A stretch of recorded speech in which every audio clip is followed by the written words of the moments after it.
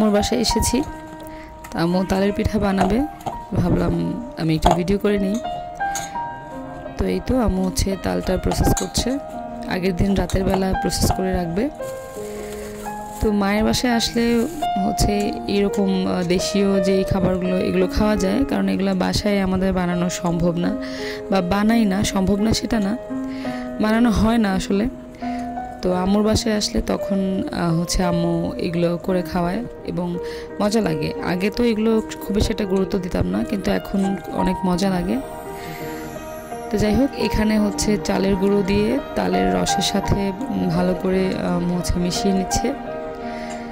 মেশানোর পরে এখানে হচ্ছে বেকিং সোডা অ্যাড করবে। তো আম্মুর আন্দাজ মতো হচ্ছে এখানে বেকিং সোডা দিয়ে দিয়েছে। বেকিং সোডা দিয়ে এটাকে ভালো করে মিশিয়ে দেন হচ্ছে সারা রাত এভাবে নর্মাল টেম্পারেচারে বাইরে রেখে দেবে। তো এই তো মেশানো হয়ে গেছে, এখন হচ্ছে ঢাকনা দিয়ে রেখে দেবে। তো সকালে উঠে আমি ঘুম থেকে ওঠার আগেই আম্মু হচ্ছে বানিয়ে ফেলেছে।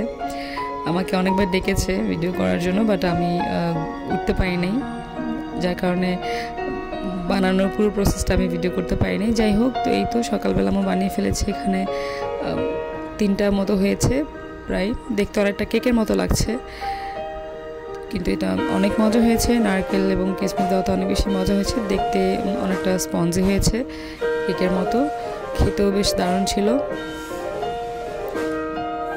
এই তো এখন হচ্ছে আম্মু কাটছে, কেটে সার্ভ করেছে, আমরা খেয়েছি, বাচ্চারা খেয়েছে, সবাই অনেক মজা করে খেয়েছে।